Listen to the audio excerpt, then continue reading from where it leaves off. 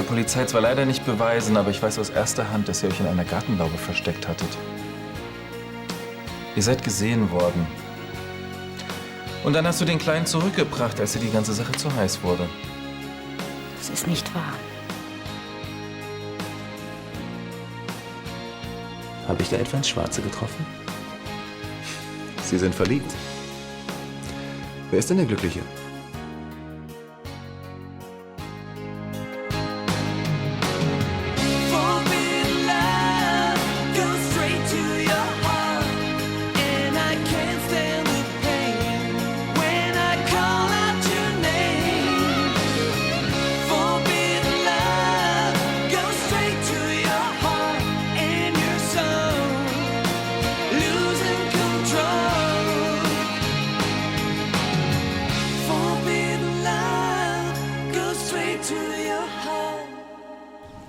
Ich bin verliebt, ja.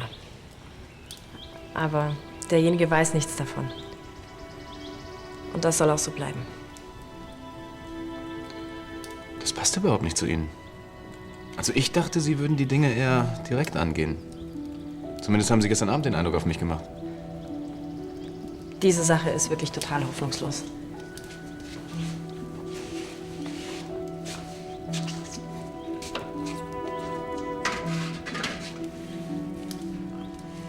Also, wenn Sie wirklich so viel für den Mann empfinden, dann warten Sie nicht. Sagen Sie es ihm. Wenn das so einfach wäre. Irgendwann ist es vielleicht zu spät. Und dann machen Sie sich Ihr Leben lang Vorwürfe. Glauben Sie mir. Ich würde wirklich alles darum geben, mit ihm darüber zu reden, aber da gibt es eine andere Frau. Und die wird immer an erster Stelle in seinem Leben stehen. Hey, hey. Und bitte, darf ich euch daran erinnern, was es heute zum Frühstück gab? Frisches Obst, Lachs. Ich war sogar extra beim Italiener und habe Mailänder Salami besorgt. Ach, das ist doch schön. Wer so großzügig einkaufen gehen kann, hat garantiert kein Problem damit, 500 € Miete für Felix Zimmer abzudrücken. Ja, ist ja gut. Ich meine, ich zahle doch die Miete. Aber nicht sofort. Coco, bist du so lieb und bringst schon einmal Peppers Körbchen inklusive seiner Flöhe in Felix Zimmer, bis wir einen neuen Mieter haben? Na komm, stopp. Jetzt seht's doch einfach mal positiv. Wenn ich in das Zimmer ziehe, dann ist endlich das Wohnzimmer wieder frei. Wir haben aber keine Lust, ihrem Mieteranteil jeden Monat hinterher zu rennen. Ja, okay, dann gib mir einen Tag. Und dann ist die Blitzüberweisung von Vanessa aus Berlin da? Ich brauche Vanessas Hilfe nicht. Ich kann für mich allein sorgen. Das ist ja mal was ganz Neues. Warum diskutieren wir überhaupt mit ihm? Ihr könnt mich doch nicht einfach rausschmeißen. Doch. Wir haben nämlich keinen Bock auf Stress. Und es gibt genug Leute, die auch eine Wohnung suchen. Und die zahlen sogar ihre Miete pünktlich. Also, Sie haben die Wahl. Bis heute Abend liegt die Kohle auf dem Tisch. Ansonsten fliegen Sie hier raus. So, bitte sehr. Danke.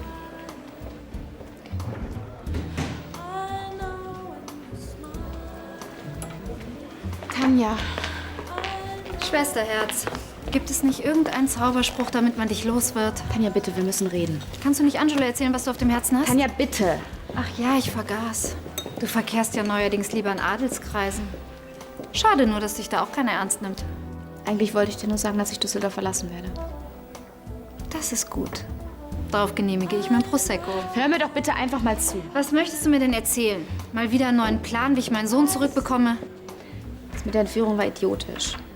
Das habe ich ja eingesehen. Die Erkenntnis kommt dir leider ein bisschen zu spät. Mensch, Tanja, ich wollte einfach was für dich tun. Dann hättest du vor Gericht für mich aussagen sollen, anstatt dich in Ansgar zu verknallen. Tanja, wir sind Schwestern. Das ist mir völlig egal. Und jetzt lass mich in Ruhe. Ich will bestellen.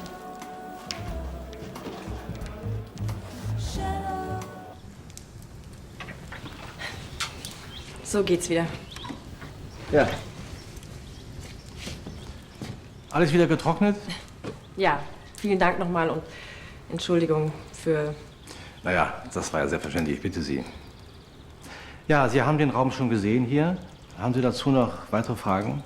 Ja, gibt es hier eine Möglichkeit, Essen und Getränke kühl zu lagern? Ja, nebenan haben wir eine voll ausgestattete Küche. Ich glaube, das wird eine Riesenüberraschung für Carla und Susanne. Wenn Sie noch weitere Fragen haben, ich bin nebenan in der Scheune. Vielen Dank.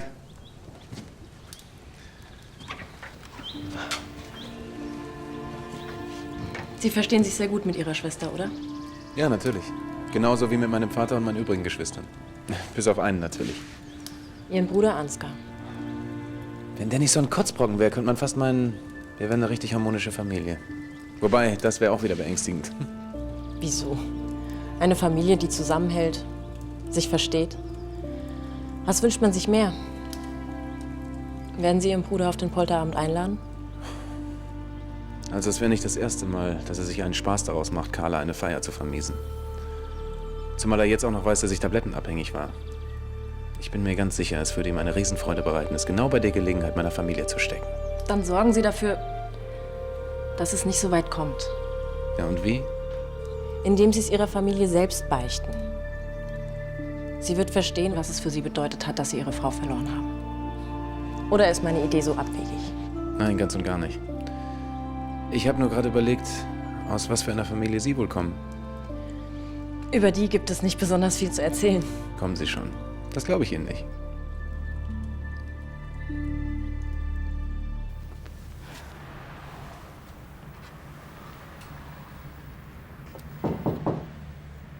Ja, bitte? Maike, da ist ein Einschreiben für Sie angekommen. Danke. Sie wollen abreisen? Ja. Ziemlich plötzlich, oder? Berufliche Gründe. Können Sie mir die Rechnung bitte machen?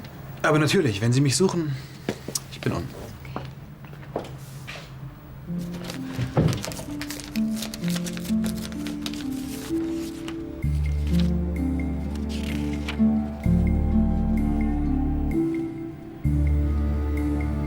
Auch das noch.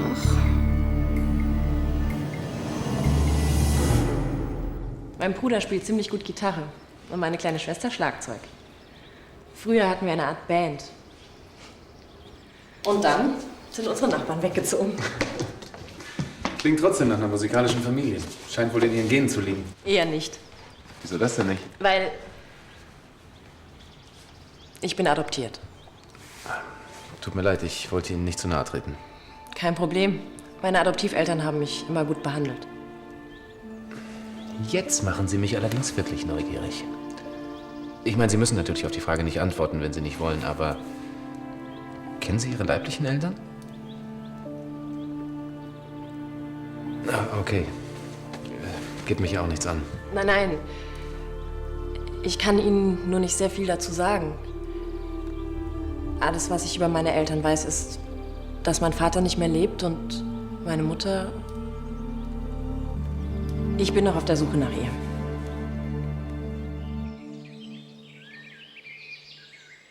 Haben Sie es immer noch nicht kapiert? Diese Person arbeitet nicht mehr auf dem Schloss und hat hier nichts verloren. Entschuldigen Sie, aber es klang so dringlich. Das ist eine Masche von ihr. Das nächste Mal wimmelt sie ab. Wie Sie wünschen, Frau von Anstellten. Was willst du schon wieder? Ich dachte, ich bin dich los. Tanja, es ist was Schreckliches passiert. Du hast den Zug verpasst? Nein. Der ist gerade gekommen. Von der Staatsanwaltschaft. Eine Vorladung. Wegen Täuschung des Gerichts und Urkundenfälschung. So eine kriminelle Ader hast du? Es geht um den gefälschten Personalausweis. Damit der Graf nicht merkt, dass wir Geschwister sind, wenn ich als Kindermädchen bei ihm anfange. Und? Was habe ich damit zu tun? Du hast mich überhaupt dazu überredet. Tanja, was soll ich denn jetzt machen? Nicht so rumbrüllen. Komm mit ins Esszimmer.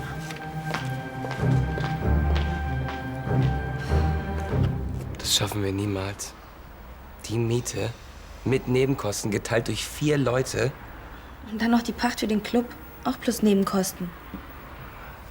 Ich würde ja gerne mehr beitragen. Aber ich kann keinen zusätzlichen Job mehr annehmen. Ich habe jede Woche unterschiedliche Schichten im Krankenhaus. Ja, das bringt sowieso nichts. Wir müssen ganz schnell eine andere Lösung finden, wenn das Blue Eyes wieder schwarze Zahlen schreiben soll und wir nicht für lau arbeiten wollen. Dann müssen wir das Konzept eben komplett umschmeißen. Ja, zum Beispiel morgens schon aufmachen. Und was soll das bringen? Und wer soll da bitte kommen? Keine Ahnung. Studenten, Arbeitslose. Wow, damit machen wir bestimmt den tollen Umsatz. Und außerdem, bei so einem Wetter gehen die Leute viel lieber in Cafés und Biergärten. Ach ja, und was wir noch überhaupt gar nicht bedacht haben, irgendjemand muss Felix' Job als Manager auch noch reißen. Also ich könnte die Buchhaltung machen. Ja. Und die Einkäufe, die Promotion, das ist alles ein Haufen Arbeit. Aber es muss doch irgendeine Möglichkeit geben, den Club zu halten. Gibt es denn niemanden, der sich als Geschäftsführer eignet? Jemand, der den Laden so richtig auf Vordermann bringt? Bei uns in Italien trinken wir einen Kräuterschnaps gegen die Sorgen. Alkohol löst keine Probleme, merken Sie sich das. Tja, aber er hilft zu vergessen. Und das wäre vielleicht gerade in Ihrem Fall besonders nützlich. Angelo, nehmen Sie bitte die Bestellung an Tisch 3 auf. Ja, wenn die Gäste dort noch besser gelaunt sind, gerne. Sie dürfen das Angelo nicht übel nehmen, wenn er manches nicht so versteht. Er hat keine Kinder. Sie meinen wegen Vanessa? Ja. Und wissen Sie, womit mein Vater abends sein trauriges Gemüt beruhigt hat? Mit dem Kräuterschnaps? Ach, habe ich Ihnen das schon erzählt? Ach, Charlie. Scheint ja wirklich was dran zu sein. Im Übrigen haben wir beide ja demnächst genügend Ablenkung. Unser Salsa-Kurs. Ich freue mich schon drauf. Charlie, nehmen Sie es mir bitte nicht übel, aber ich habe momentan wirklich andere Sorgen. Ach, gegen Sorgen ist Tanzen ein Wundermittel. Ja, aber nicht mit dieser Tanzschule. Sie hat einen ausgezeichneten Ruf. Wissen Sie, ich habe mich ein bisschen umgehört. Ja, und verschiedene Leute haben mir dringend ans Herz gelegt, diesen Tanzkurs abzusagen.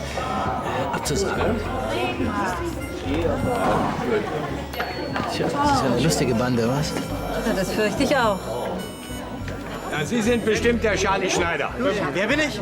Ja, der Geschäftsführer hier von diesem Lokal. Man hat Sie uns empfohlen, wenn man was Besonderes zu feiern hat. Ich glaube, die Herrschaften muss ich persönlich begrüßen. Ja, unbedingt.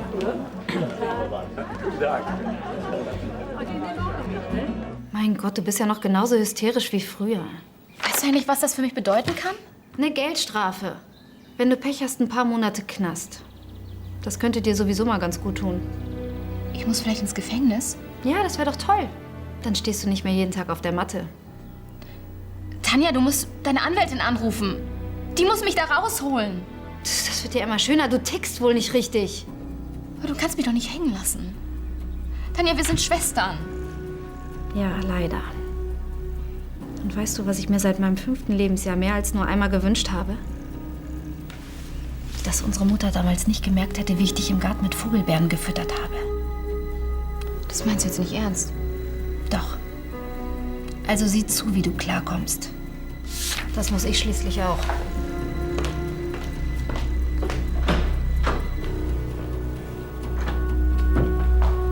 Frau von Anstetten, hier sind Sie. Oh, manchmal frage ich mich, ob ich mir nicht doch schon einen Altersruhesitz suchen soll. Ich habe mich gefragt, wo Sie den Tee zu trinken wünschen. Die Ratesendungen fangen aber erst um 7:20 an. Und ich möchte keinen Tee. Sorgen Sie lieber dafür, dass ehemaliges Schlosspersonal entfernt wird. Wenn Sie so gütig wären und einen Blick in den Speisesaal werfen, Frau Kettler. Also wenn Ihre Geschwister mal in der Nähe sind, dann... Bitte reden Sie mit keinem über das, was ich Ihnen erzählt habe. Ich glaube, der ist schon die Erste, der wir Bericht erstatten müssen. Für meinen Geschmack haben Sie den Gutshof etwas zu ausgiebig besichtigt. Sarah arbeitet eben sehr gründlich. Sie hat alles protokolliert, was man für einen Polterabend braucht. Trotzdem hatte ich Sie gebeten, nicht länger als 2 Stunden fortzubleiben. Entschuldigen Sie, Das aber... war meine Schuld. Mein Auto hat auf der Rückfahrt gestreikt. Dann stehen Sie jetzt also wieder mir zur Verfügung. Frau Kepler, so kenne ich Sie ja gar nicht. So streng mit dem Personal? Manchmal ist das halt leider notwendig. Bringen Sie das bitte in die Küche und holen Sie frischen Salat und Tomaten aus dem Gemüsegarten. Und das Ganze möglichst schnell. Das Essen für die Herrschaft muss pünktlich serviert werden.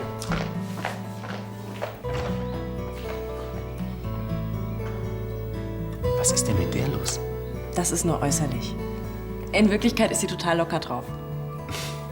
Also dann wünsche ich Ihnen noch einen total lockeren Tag. Danke. Sarah, ich hoffe, dass das nicht unser letzter Ausflug war. Natürlich nur, wenn Sie sich noch mal trauen. Aber nur, wenn diesmal der Wagen nicht streikt. Ja, ich weiß, war eine blöde Ausrede, aber sie hat funktioniert.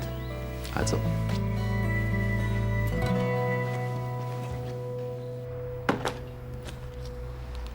Tja, Freunde, das war's. Die Umsätze sind eine Katastrophe. Die werden im Sommer bestimmt nicht besser. Außerdem fehlen uns eindeutig die trinkfreudigen Kommilitonen von Felix. Die kommen auch nicht wieder, wenn Felix erstmal weg ist. Ich meine, ich gebe es ja echt nur ungern zu, aber seine zickige Ehefrau, die hat schon ein paar Leute gezogen. Bring mir jetzt auf den Punkt. Das Blue Eyes wird ruckzuck den Bach runtergehen. Oder wir versuchen das noch ein paar Monate und gucken, wie es läuft. Bis wir langsam in die 5-stelligen Miesen rutschen? Nein, danke. Dann werfen wir das Handtuch? Kündigen den Pachtvertrag und suchen so schnell wie möglich einen Untermieter. Das heißt, ich bin ab sofort arbeitslos.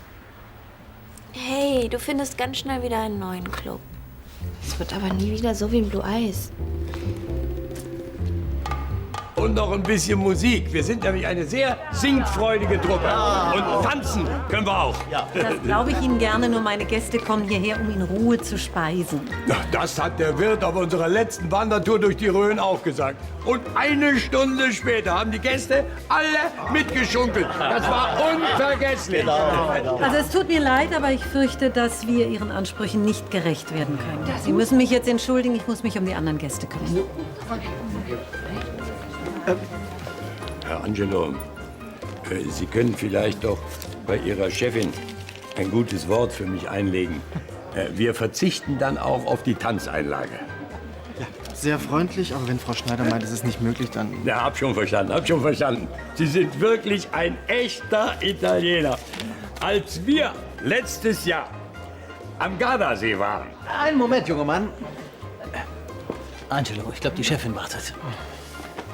Ich glaube, ich habe die Idee für Ihre kleine Feier. Fräulein Breuer, ganz allein unterwegs? Tja, die nachtragenden Geschwister. Furchtbar. Ich kenne das. Tanja will nichts mehr mit mir zu tun haben. Oh, das bricht mir das Herz. Tja, am besten Sie gewöhnen sich schon mal dran. Es ist eben nur wenigen Menschen vergönnt, so vom Glück verwöhnt zu sein.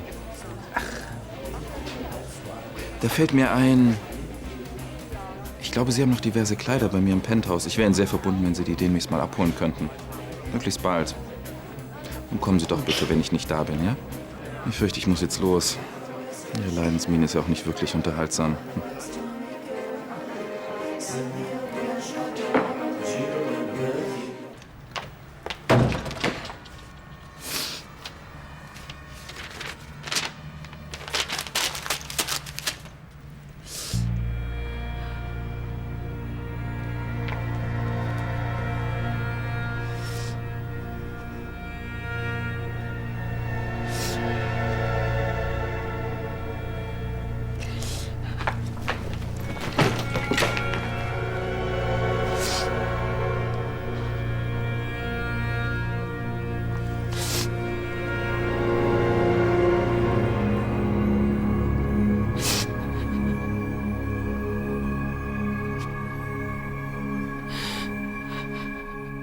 Du warst also heute mit Leonard unterwegs.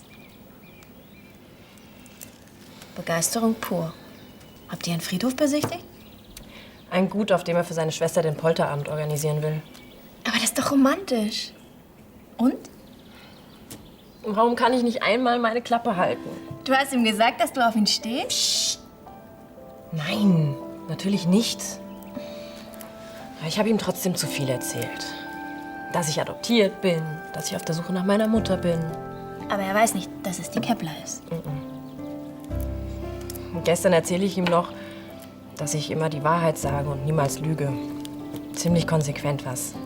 Deswegen wirst du kündigen, das Schloss verlassen und dir Leonard aus dem Kopf schlagen. Quatsch. Immerhin habe ich ja auch noch eine Mutter, die ich kaum kenne. Und Leonard? Jana, du kennst ihn besser als ich. Du weißt, wie sehr er noch an seiner Frau hängt.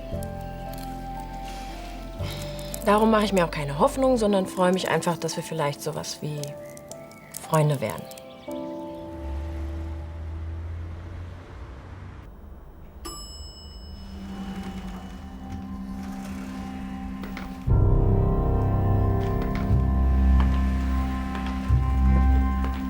Ansgar?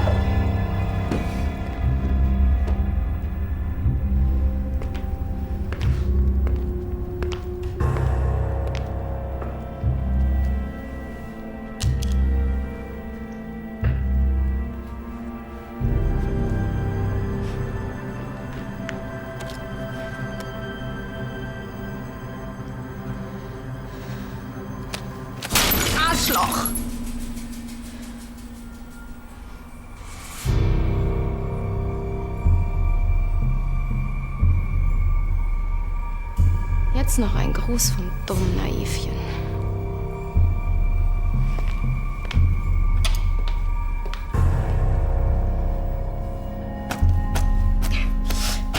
Widerling! Hinterhältiges Schwein! Maike? Sag mal, bist du jetzt völlig übergeschnappt?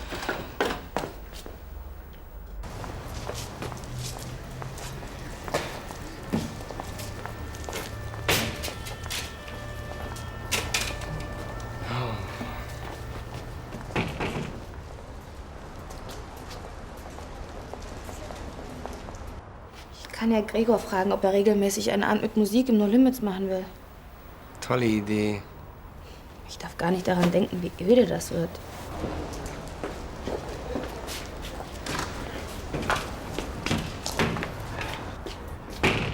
Hey, was wird denn das schon wieder? Hm? Ihr habt doch nichts als Blödsinn im Kopf. Kann man euch nicht mal 2 Stunden alleine lassen? Wir haben zufällig gerade ausgerechnet, was uns dieser Club hier kostet und wie viel Geld wir tatsächlich einnehmen. Ja, dann hättet ihr mal einen erfahrenen Geschäftsmann gefragt. So einen wie Sie wahrscheinlich. Na los, hopp, hopp. Hinter die Bar. Du füllst die Getränke auf und schmeißt die Anlage an. Gleich ist die Hütte voll. Ich habe eher das Gefühl, Sie sind voll.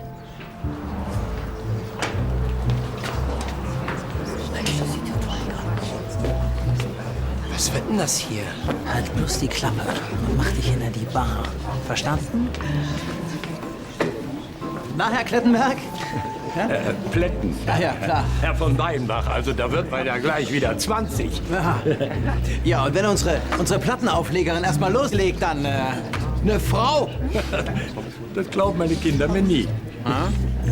Und das ist unser Barkeeper. Ja. Hi. Na los, worauf wartet ihr noch? Ihr haben doch die ganze Zeit, dass der Laden nicht läuft. Heute machen wir den Umsatz des Jahres. Na schön, Maike. Wir setzen uns jetzt mal ganz entspannt auf die Couch und du erzählst mir ein bisschen was von deiner Wir Haftpflichtversicherung. wechseln uns nirgendwo hin. Wie bitte? Jetzt komm schon, lass uns das Ganze doch professionell über die Bühne bringen. Du meldest den Schaden. Gar nichts werde ich tun. Sag mal, merkst du eigentlich, wie lächerlich dein Verhalten hier ist? Du kommst hierher, zerschneidest meinen Anzug. Ich wusste gar nicht, dass du so viel von deiner Schwester hast. Hör auf, dich über mich lustig zu machen. Ich verhalte mich nur der Situation angemessen. In meinen Kreisen lernt man das von Kindheit an, aber dir ist das natürlich fremd. Jetzt leg endlich diese Schere weg, das macht mich ganz nervös. Das soll sie auch. Jetzt hörst du mir zu, Ansgar. Ich werde nie wieder Opfer sein. Jetzt bist du an der Reihe.